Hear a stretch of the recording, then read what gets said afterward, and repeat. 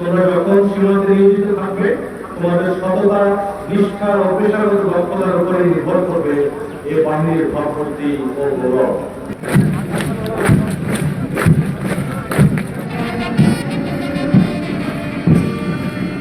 তোমাদের দেওয়া নিশ্চিত নিরাপত্তা নিশ্চিত করার মাধ্যমেই মানুষের নির্বিঘ্ন ঘুম ও নিদ্রা নিশ্চিত হয়।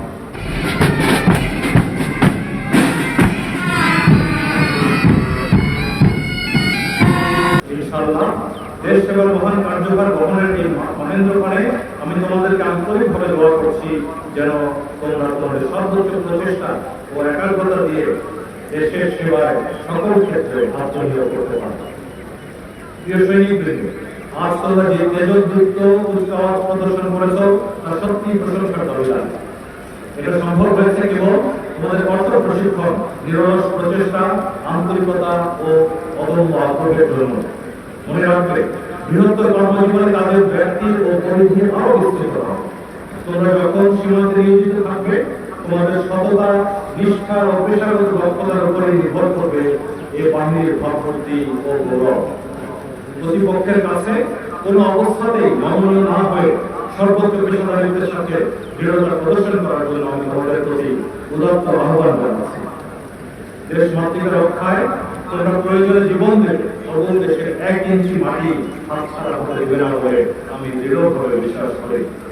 আমি এও বিশ্বাস করতে চাই যে তোমরা আমাদেরকে হতাশ ও নিরাশ করবে না। জেনে রাখবে, তোমাদের দেওয়া নিশ্চিত নিরাপত্তা নিশ্চিত করার মাধ্যমেই মানুষের নির্বিঘ্ন ঘুম ও নিদ্রা নিশ্চিত হয়। তোমরাই হবে আমাদের সীমান্তে নিরাপত্তা ও আস্থা করবে। দেশের স্বাধীনতা সার্বভৌমত্ব রক্ষার মহান দায়িত্ব পালনে পুরুষের পাশাপাশি নারীরাও সমান ভূমিকা রেখে চলেছে এবং চলবে। মনে রেখো, বাংলাদেশের মহান স্বাধীনতা যুদ্ধে মহিষী নারীদের অংশগ্রহণ, অবদান ও আত্মত্যাগ অবিস্মরণীয়। আজ নারীরা বিভিন্ন অঙ্গনে যথাযথ যোগ্যতা ও কর্মদক্ষতার স্বাক্ষর রেখে চলেছে। আমি শুনে অত্যন্ত আনন্দিত যে আমাদের এই 103তম ব্যাচে ফায়ারিং বিষয়ে সার্বিকভাবে 3য় স্থান অধিকার করেছে একজন মহিলা সৈনিক। আজ তোমরা দেশ মাতৃকার স্বাধীনতা সার্বভৌমত্ব রক্ষায় দীপ্ত শপথ নিয়ে সৈনিক জীবনে প্রবেশ করতে যাচ্ছে।